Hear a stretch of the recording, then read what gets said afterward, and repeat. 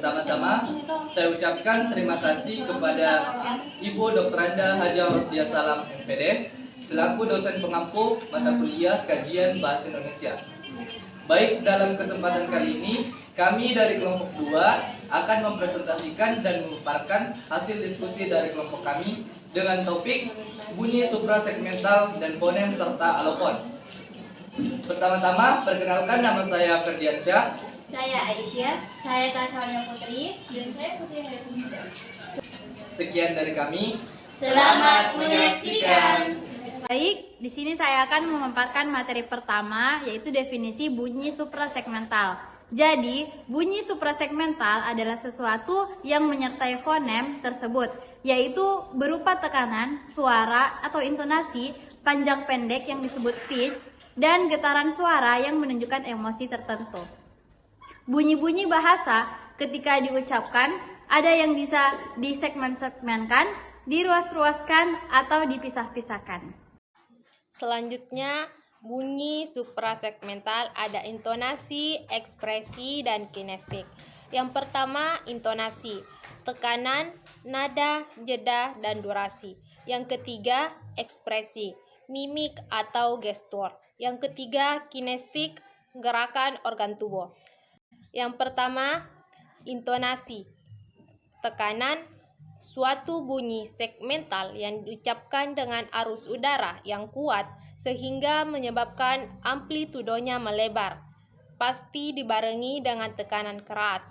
Sebaliknya, sebuah bunyi segmental yang diucapkan dengan arus udara yang tidak kuat sehingga amplitudonya menyempit, pasti dibarengi dengan tekanan lunak. Yang kedua itu nada. Tinggi atau rendahnya bunyi dikaji dalam nada sebagai bagian dari unsur suprasegmental. Nada yang tinggi akan berkaitan dengan frekuensi getaran yang tinggi. Sedangkan nada yang rendah berkaitan dengan frekuensi getaran yang rendah. Nada sangatlah penting dalam bahasa tona, seperti bahasa Thai dan Vietnam. Nada mampu mengubah makna pada tataran fonemis. Namun, dalam bahasa Indonesia, nada lagi bekerja secara sintaksis.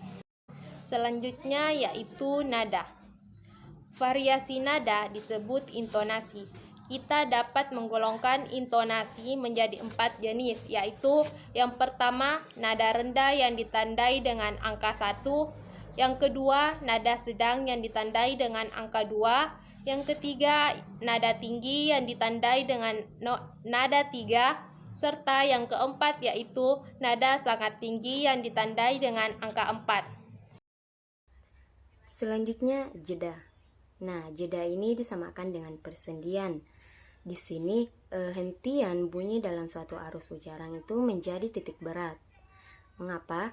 Disebut jeda karena adanya hentian itu. Dan disebut persendian karena di tempat perhentian itulah terjadinya persambungan dua segmen ujaran. Nah, jeda ini sendi yang bersifat dalam membatasi silabel dalam sebuah kata. Contohnya kata mobil. Misalnya, jedanya dapat digambarkan menjadi mobil. Kemudian durasi. Nah, unsur suprasegmental yang terakhir dalam intonasi adalah durasi. Di sini bunyi dilihat lewat panjang atau pendek pelafalannya. Nah, durasi ini memiliki peran yang penting dalam bahasa Arab. Mengapa demikian? Karena unsur suprasegmentalnya ini bersifat fonemis atau dapat mengubah makna. Sementara dalam bahasa Indonesia, durasi tidak bersifat fonemis. Yang kedua adalah ekspresi, mimik atau gestur. Ekspresi, mimik atau gestur adalah salah satu jenis bunyi suprasegmental yang terdiri dari gerakan tubuh dan perubahan ekspresi wajah. Yang ketiga, kinesik.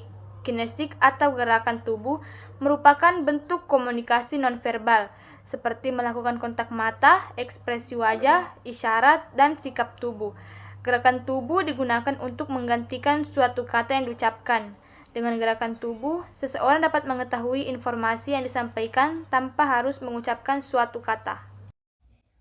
Nah, sekarang kita akan membahas tentang fonem dan alofon. Pertama, kita akan membahas tentang fonem, baru setelah itu kita akan membahas tentang alofon. Jadi, apa sih itu fonem? Fonem adalah sebuah istilah linguistik dalam bahasa yang masih bisa menunjukkan perbedaan makna.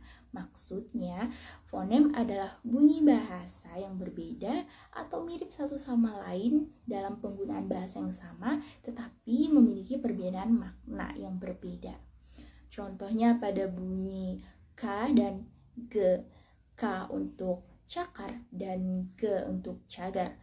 Terdengar agak mirip, tetapi memiliki perbedaan makna yang jelas berbeda jauh.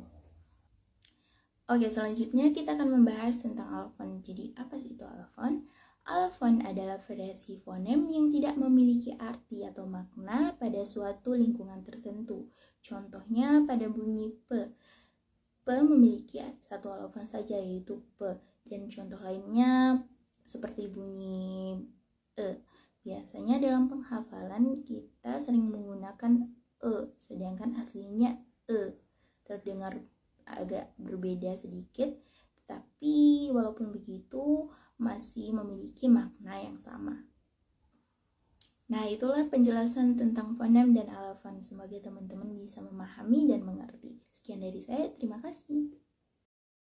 Baik, setelah pemaparan materi tadi, beberapa pembahasan telah dipaparkan. Yang terakhir, kita dapat menarik kesimpulan bahwa yang pertama itu bunyi suprasegmental, di mana berupa tekanan suara, panjang pendek, dan getaran suara yang menunjukkan emosi tertentu, di mana bunyi suprasegmental ini ada intonasi, ekspresi, dan kinesik. Kemudian fonem, di mana fonem ini berbentuk bunyi, misalkan dalam bahasa Indonesia bunyi K dan G, yaitu cagar dan cakar, di mana perbedaannya itu terdapat pada huruf K dan G. Kemudian yang terakhir, alofon adalah varian pelafalan fonem berdasarkan posisi dalam kata, di mana contoh alofon itu tersebut adalah konsonan P yang hanya memiliki satu alofon, yaitu P, contoh kata palu, luap, dan lupa.